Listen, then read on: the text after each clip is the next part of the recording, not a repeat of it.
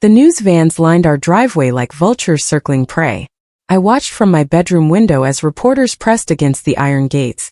Cameras aimed at our mansion like weapons. My phone buzzed constantly with alerts. Each headline was worse than the last. Harrison empire crumbles. Fraud scandal rocks investment giant. Offshore accounts exposed. 3 generations of lies? My father's face filled every screen, frozen mid-denial at yesterday's press conference. Investors were pulling millions by the hour. The board had called an emergency meeting for tonight. I could hear my mother crying downstairs, a sound I'd never heard before. My brother Cameron paced the hallway outside my door, his footsteps heavy with panic. The empire my grandfather built from nothing, that my father expanded into a billion-dollar investment firm, was collapsing in real time. I knew what was coming. Someone had to fall. And in this family, I'd always been the expendable one. The troubled daughter. The one who'd already disappointed them enough times that one more wouldn't matter. I just didn't know yet that I'd volunteer for it. My father's study smelled like expensive leather and desperation. He sat behind his mahogany desk, looking smaller than I'd ever seen him. Cameron stood by the window, arms crossed, his jaw tight. They'd summoned me at midnight. The house was finally quiet, the reporters gone until morning. My father poured 3 glasses of scotch with shaking hands. "Amelia, we need to talk about options," he began, not meeting my eyes. Cameron turned to face me. "The evidence points in multiple directions. The signatures, the transfers, the offshore accounts. But the investigators need someone specific to charge."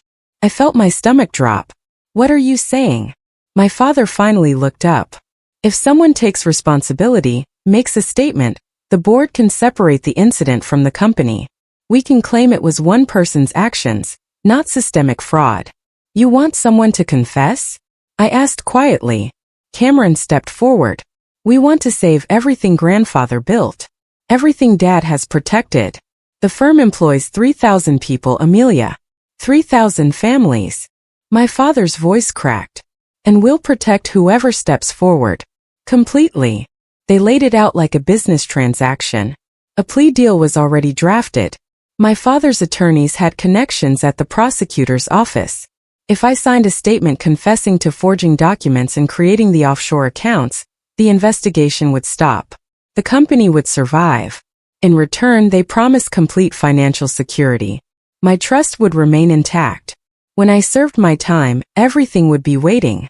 They'd support me throughout. "You're young," my father said, reaching across the desk. "You can recover from this." "I'm 68. Prison would kill me," Cameron added. "And I have the kids. Hannah and Blake need their father." He pulled out photos of my niece and nephew, aged 7 and 5. "This is about protecting the next generation." My mother appeared in the doorway, her face pale. "Sweetheart, you've always been our strong one. You survived rehab, survived that awful relationship, survived so much already." The subtext was clear. I'd already damaged the family reputation before. What was one more scandal? "How long?" I whispered. 5 years maximum, Cameron said quickly. "Maybe less with good behavior." My father pushed the papers toward me. "You're the only one who can fix this." The courtroom felt Arctic cold. I sat at the defendant's table in a gray suit my mother had picked out, trying to look remorseful for cameras I couldn't see but knew were there. My assigned attorney, a partner from the family's firm, had coached me extensively. "Answer simply. Show regret. Don't elaborate." The prosecutor read the charges. Fraud. Forgery. Embezzlement. Each word felt like a stone in my chest. When asked how I pleaded, my voice barely worked. Guilty. I'd expected to see my family seated behind me. Instead, the rows were filled with strangers and reporters. My parents had sent a statement through their publicist. "We are devastated by our daughter's actions and had no knowledge of her criminal behavior." On the courthouse steps afterward, Cameron gave an interview. I watched it later on a jail cell television. My sister struggled with personal issues for years. We tried to help her, but we never imagined she'd compromise the family business. My father and I were completely unaware. He looked directly into the camera, sincere and wounded. The comments online praised his composure, called him brave for speaking out. Meanwhile, I was fingerprinted and processed. The family didn't visit during the 72 hours before sentencing. The judge was a severe woman with silver hair pulled into a tight bun. She reviewed my file with obvious disapproval. "Miss Harrison, you come from extraordinary privilege. You had every advantage and opportunity, yet you chose to defraud investors, forge documents, and betray the trust placed in your family's institution." I stood silently as required. My attorney had told me not to speak unless directly asked a question. "Your cooperation and guilty plea have been noted," she continued. "However, the scale of this fraud demands accountability. I sentence you to 5 years in federal prison, followed by 3 years supervised release." 5 years. The maximum. The courtroom spun slightly. I gripped the table edge. As they led me away in handcuffs, I caught my brother's eyes in the gallery. He'd come after all, sitting in the back row. For just a moment, relief flashed across his face before he rearranged it into something resembling sympathy. That look would haunt me for years. He wasn't sad I was going to prison. He was relieved the plan had worked. The Harrison empire was safe, and I was the sacrifice that made it possible. Federal prison wasn't what I'd expected. The movies got some parts right. The concrete, the bars, the constant noise. But they missed the boredom. The endless days bleeding into each other. The loss of your own name, replaced by a number. I was young for a white-collar criminal. Most women in my unit were older, harder. I learned quickly to keep my head down. Don't make eye contact. Don't ask questions. Don't trust anyone. But isolation was impossible. In the lunch line during my second week, a woman named Mabel fell into step beside me. "You're the Harrison girl," she said. It wasn't a question. Mabel was 56, serving 8 years for securities fraud. Before prison, she'd been a corporate attorney at a major firm. We became unlikely friends. She taught me how the system worked. How to request law library access. How to file grievances. How to read legal documents properly. "You got railroaded," she told me one afternoon in the rec yard. "I read about your case. The timeline doesn't make sense." I thought that too, quietly, but hearing it from someone else cracked something open. "Tell me what you remember," Mabel said. And slowly I started to. The letters from my family arrived regularly at first. My mother wrote weekly, chatty updates about charity galas and vacation plans. Cameron sent photos of Hannah and Blake. My father's letters were brief but consistent. "Stay strong. We're handling everything. You'll be home before you know it." I wrote back religiously, pouring my loneliness onto notebook paper. Asking about the company. Asking when they might visit. Visits required advance scheduling, but surely they could manage it. After 6 months, my mother's letters slowed to monthly. Then every other month. Cameron stopped sending photos. My father's letters became sporadic, then stopped entirely. I called the house using my allocated phone time. The housekeeper answered. "I'm sorry, Miss Amelia. They're not available. Can you take a message? They said they'd call you back." They never did. By month 9, I stopped receiving commissary deposits. The small account that let me buy toothpaste, soap, and phone cards went dry. I wrote to my father's office. The letter came back marked "Return to Sender." Mabel noticed me eating the free prison soap to clean my teeth. "What happened to your family money?" she asked. I had no answer. The silence was louder than any explanation could be. The prison library kept magazines, usually months old. I was shelving returns when I saw it. Cameron's face on the cover of Business Insider. The headline read, "Phoenix Rising. How Cameron Harrison Rebuilt His Family's Empire from Ashes." I carried it to a corner table with shaking hands. The article was extensive. It praised Cameron's leadership during the crisis created by his sister's criminal fraud. It detailed how he'd personally called every major investor, reassuring them. How he'd restructured the firm's ethics policies. How he'd restored confidence in the Harrison name. There was a photo of him at a board meeting looking thoughtful and competent. Another showed him with Hannah and Blake at a charity event, the devoted single father. I wasn't mentioned by name in most of the article, just the convicted family member, or the former executive who betrayed the firm. But one quote stopped my heart. "My sister was troubled for years," Cameron told the interviewer. "We tried to help her, But she was the sole architect of the fraud scheme. Discovering what she'd done devastated our father. He aged 10 years overnight. The magazine fell from my hands. Sole architect. I read it again, certain I'd misunderstood. But the words didn't change. He wasn't just letting me take the blame. He was rewriting history completely. I couldn't sleep that night. I kept replaying the closed-door meeting in my father's study. The promises. The assurances. We'll protect whoever steps forward. Completely. But something Mabel had said weeks earlier kept nagging at me. The timeline doesn't make sense. I requested law library access the next morning. It took me weeks to get approval, but eventually they granted me 4 hours weekly. I started pulling every document I could find about my case. The statement I'd signed. The forged documents the prosecution had presented. The dates on the offshore account transfers. I made careful notes just like Mabel taught me. The transfers that supposedly proved my guilt began in March 2018. I checked my personal calendar, saved in the evidence files. March 2018. I'd been in Spain at a wellness retreat my mother had insisted I attend. 2 full weeks. The dates didn't overlap perfectly, but they were close enough to create doubt. Then I found something else. The authorization signature the prosecution claimed was mine. I studied it carefully. The capital A in Amelia had a distinctive loop I never made. I'd signed thousands of documents for the firm over the years. My signature was consistent. This wasn't mine. The truth began crystallizing like ice in my chest. Release day arrived without ceremony. I'd served 4 years and 7 months with good behavior credits. The guard handed me a plastic bag containing the clothes I'd worn to sentencing. They didn't fit anymore. Prison food and stress had changed my body completely. "Someone picking you up?" she asked. I'd sent letters to my family 2 months ago, informing them of my release date. No response. "I have a ride," I lied. The prison connected me with a reentry program. A volunteer named Jerome drove me to a motel 40 minutes away. The room cost $60 per night. I had $200 in release funds. 3 nights, then nothing. The motel had thin walls and questionable stains. I sat on the bed, holding the prepaid phone the reentry program provided. I had memorized my father's cell number years ago. My finger hovered over the call button for 30 minutes before I found the courage to press it. It rang 4 times. Then voicemail.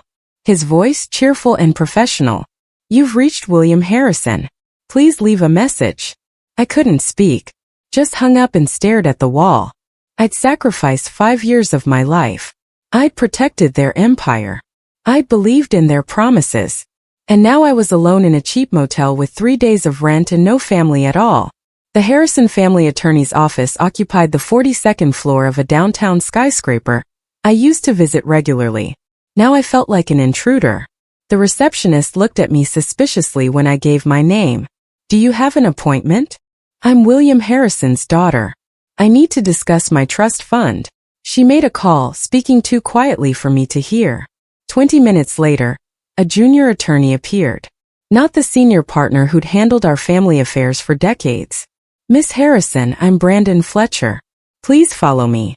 He led me to a small conference room. Not the luxurious one where I'd signed the confession. This one had no windows and smelled like stale coffee. Brandon pulled a folder from his briefcase. "I've been asked to handle your inquiry regarding the family trust." "I need access," I said. "My brother promised it would be waiting when I got out." Brandon slid papers across the table. "Unfortunately, your status as a convicted felon triggered a morality clause in the trust documents.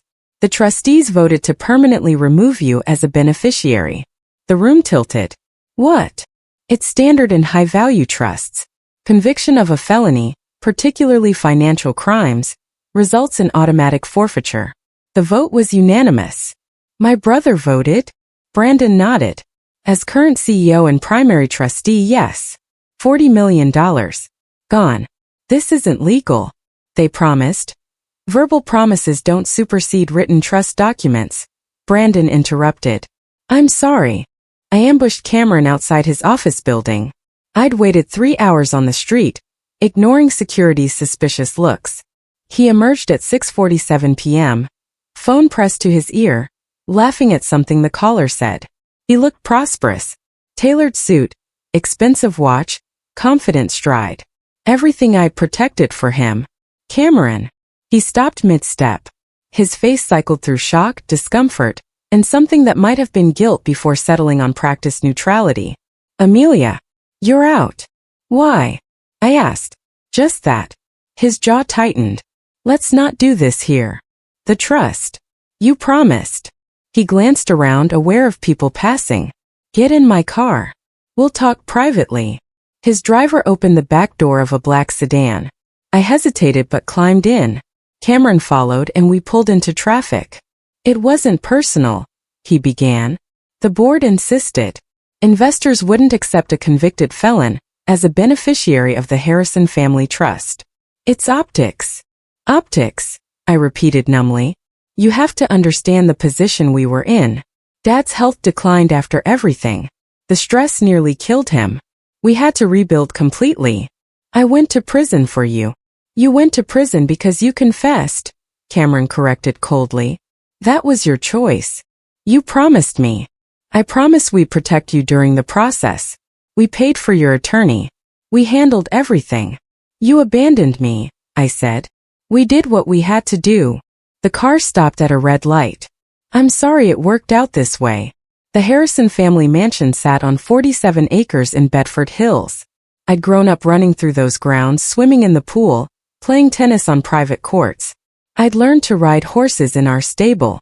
Every childhood memory I had was tied to this property. I took a bus to the nearest town, then walked the final 3 miles. Security stopped me at the gate. I'd expected that. What I hadn't expected was the new guard. Someone who didn't recognize me. I'm Amelia Harrison. I need to see my father. He checked his tablet. No Amelia Harrison on the approved visitor list. It's my family home. Ma'am, I need you to step back from the gate. Just call the house. My father. I have instructions not to allow you on the property. If you don't leave, I'll have to call the police. Through the bars I could see the house. Lights glowed in the windows. My mother's garden looked immaculate. Someone was home. Please, I tried one more time. Just tell him I'm here. The guard lifted his radio. I walked away before the police could arrive. At the end of the long driveway, I turned back one final time. My entire life was behind those gates. My childhood bedroom, photo albums, every memory that proved I once belonged somewhere. All of it locked away from me now, like I'd never existed at all. The coffee shop was nearly empty at 9 p.m. when Diane Prescott slid into the booth across from me. She'd been my father's executive assistant for 20 years. I'd known her since I was 10. I shouldn't be here, she whispered, glancing around nervously. If Cameron finds out. Thank you for coming. She'd responded to an email I'd sent from the public library. I'd tracked down her personal address through old Christmas card lists I remembered. What happened, Diane? What really happened? She pulled out a flash drive, handling it like it might explode. I made copies before they purged the old servers. I thought someone should have them. Copies of what? Internal transfers. Made 3 weeks before your arrest. Buried in subsidiary accounts. My hand shook as I took the drive. Why are you doing this? Because I watched you grow up. I saw you take coding classes at 13. I saw you work weekends at 17 to learn the business. Her voice cracked. And I saw them prepare you like a lamb for slaughter. She stood quickly. I was never here. We never spoke. Diane. They're not who you think they are, Amelia. They never were. She disappeared into the night, leaving me with a flash drive that suddenly felt like a bomb. The library would open at 8 tomorrow morning. I'd wait. The library's computer lab was usually empty during weekday mornings. I plugged in the flash drive with Mabel's instructions running through my head. She'd taught me how to read corporate financial documents in prison. Now I'd find out if I'd learned anything. The files were extensive. Diane had copied everything. Internal emails. Transfer authorizations. Account statements. Board meeting minutes. I started with the authorization document that had been central to my conviction. The one with my forged signature. The metadata was still embedded in the PDF. I pulled it up, barely breathing.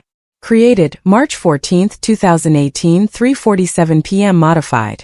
March 14, 2018, 4:23 p.m. Document properties. Author D. Harrison.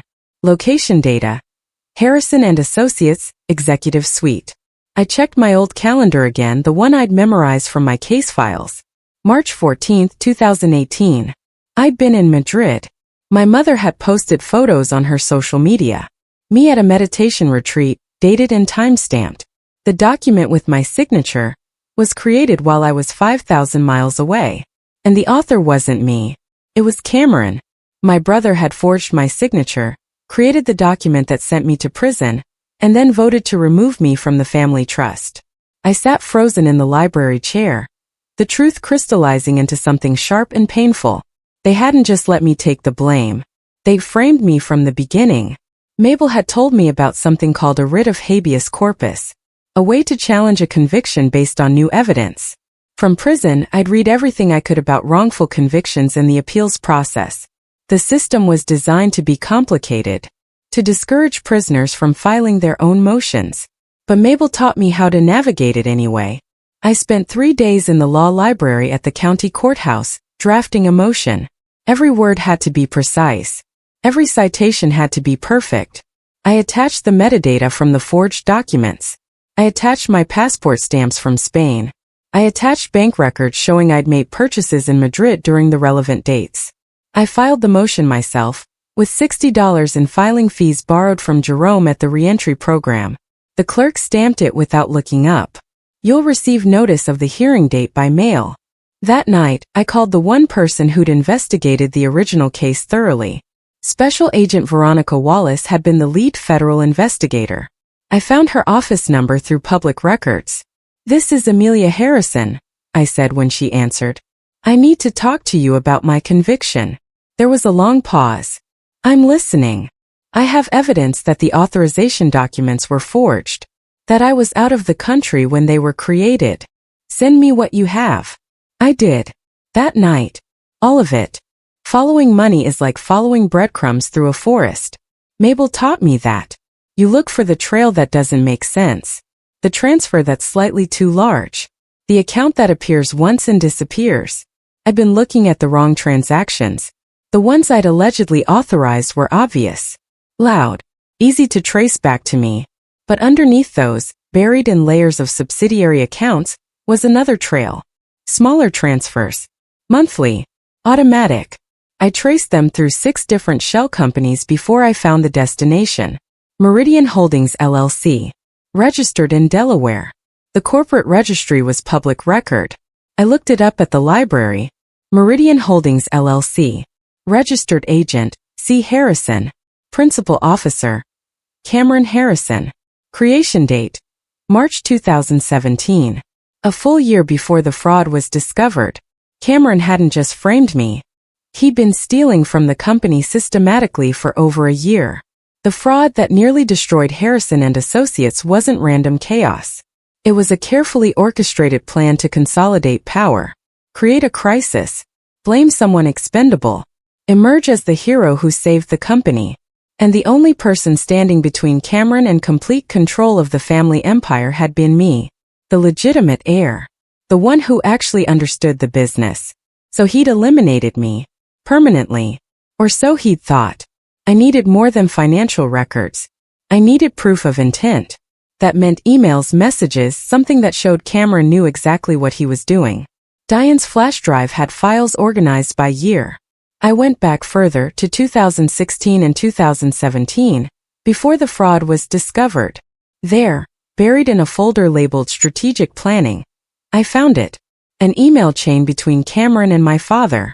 Subject: Future Leadership Structure. Cameron wrote, "Dad, we both know Amelia will never be ready to run this company. Her history makes her a liability. We need a clean succession plan that protects the family name." My father's response: "She's shown improvement lately. The board appreciates her work on the Castellano account." Cameron again: "Temporary. She'll self-destruct eventually. She always does. We need to be prepared to act when that happens." The dates continued. The tone shifted from frustration to something darker. March 2017. Cameron to Dad: "I've identified some accounting irregularities we can leverage if needed. Creating a crisis might actually benefit us long-term. My father. Let's discuss this in person, not via email. The email thread ended, but the implication was clear. This wasn't reactive. It was planned, premeditated. My father hadn't just allowed Cameron to frame me. He'd known about it from the beginning, maybe even helped design it. I'd sacrificed myself to save him, and he'd sacrificed me to save himself. The final piece came from an unexpected source. Diane called me from a block number at 11 p.m. I have something else, she said. But you have to promise me protection if this goes public. I can't promise that. But I can tell you the truth is coming out either way. She was silent for a long moment. Your father kept a personal journal. Digital. Encrypted. He thought no one else knew about it. How do you know? I set up his computer systems. I have the encryption key. She sent me the file. It took me 2 hours to decode it with instructions Mabel had given me. But finally it opened. My father's journal entries from January 2018 through March 2018. January 15th. Cameron presented a solution to the Amelia problem today. I don't want to consider it, but he's right. She's unpredictable. The board questions her stability. If something happened to me, she'd inherit control. That terrifies me. February 3rd. Cameron has everything arranged. If Amelia takes responsibility for the offshore accounts, it solves multiple problems. She's resilient. She'll survive prison. And we'll take care of her afterward. March 10th. I feel guilt about this plan. But Cameron insists it's the only way to secure the company's future and protect the family name. Amelia will understand eventually. She always loved us enough to sacrifice. March 19th. It's done. Amelia signed the confession. Cameron was right. She didn't even fight it. I read those entries 3 times. My father knew. He approved. He'd watched me go to prison to protect him, knowing he was the one who needed protecting from Cameron, not the other way around. Special Agent Wallace called me at 6 a.m. on a Tuesday. I reviewed your evidence, she said without preamble. The metadata on those documents is damning. Why didn't this come up during the original investigation? Because I confessed, I said. There was no reason to look deeper. There's always a reason to look deeper. She paused. I need you to come to my office. Today. Bring everything. The federal building was intimidating. Security, metal detectors, endless corridors. Agent Wallace met me in the lobby personally. She was younger than I expected, maybe 40, with sharp eyes that missed nothing. In her office, she spread my evidence across a conference table. This is enough to reopen the investigation, she said. But I need your cooperation. Full transparency. Everything you know. I told her everything. The closed-door meeting. The promises. The betrayal. The trust fund. The shell companies. She took notes, occasionally asking clarifying questions. Here's what I can do, she finally said. I'll petition for your conviction to be vacated based on this new evidence. That will take months. Simultaneously, I'll open a new investigation into Cameron and your father. How long? Federal investigations move slowly, but with your cooperation in this documentation, we have a strong case. I want them to feel exactly what I felt, I said. I want them to have no warning, just like I didn't. Agent Wallace smiled grimly. Then let's make this strategic. The Securities and Exchange Commission moved quietly when they wanted to. Agent Wallace coordinated with them to launch a joint investigation. They began with the shell companies, tracing every transaction I'd identified. They subpoenaed bank records. They interviewed former employees. They pulled archived emails. Cameron and my father had no idea. The investigation was sealed, invisible to them. Harrison and Associates continued operating normally. Cameron gave interviews about the company's remarkable recovery. My father attended charity galas. They believed they'd gotten away with it completely. Meanwhile, I met with prosecutors twice a week. They prepared me for what was coming. The media attention. The public exposure.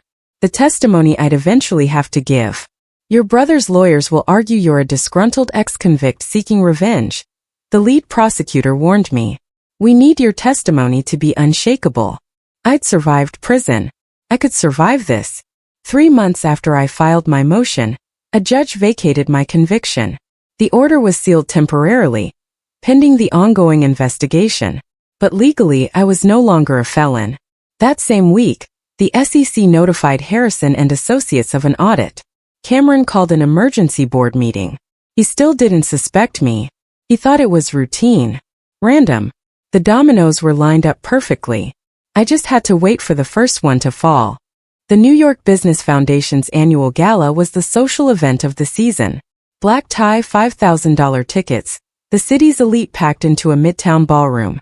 This year, Cameron Harrison was receiving the Distinguished Leadership Award for Exceptional Recovery and Ethical Restructuring of a Legacy Financial Institution. The irony would have been funny if it wasn't so infuriating. Agent Wallace had coordinated everything carefully. The timing had to be perfect. Maximum impact. Maximum exposure. I wasn't on the guest list, but I was in the building. In a conference room 3 floors below the ballroom, wearing a borrowed dress, watching the ceremony on a closed-circuit feed. Cameron's speech was masterful. He talked about integrity, about rebuilding trust, about honoring the family name his grandfather had built. He thanked the board, the investors, and everyone who believed in Harrison and Associates during our darkest hour. He mentioned me once. My sister's betrayal taught me that no one is above accountability. That lesson shaped every decision I've made since. The audience applauded. I watched my father in the crowd beaming with pride. Around me, federal agents prepared. They wore evening wear, blending with guests.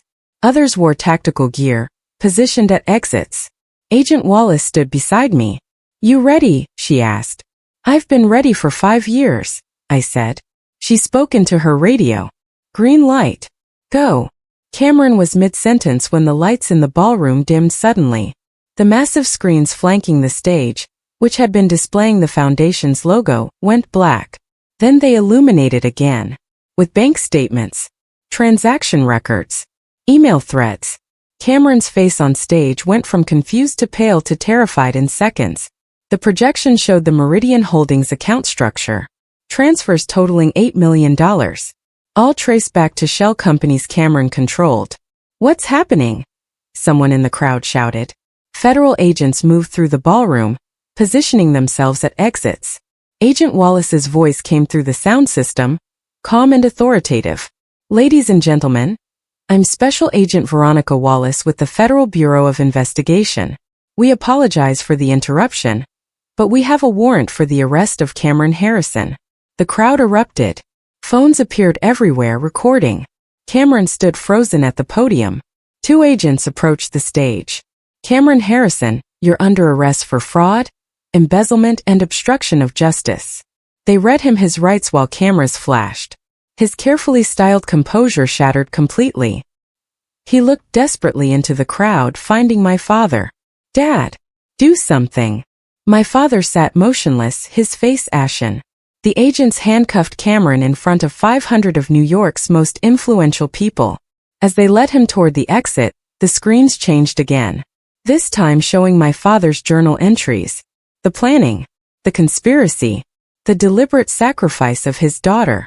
"William Harrison," Agent Wallace announced. "We have a warrant for your arrest as well." The ballroom descended into chaos. Guests rushed for exits. Board members huddled in panicked clusters. Investors grabbed their phones, already calling lawyers.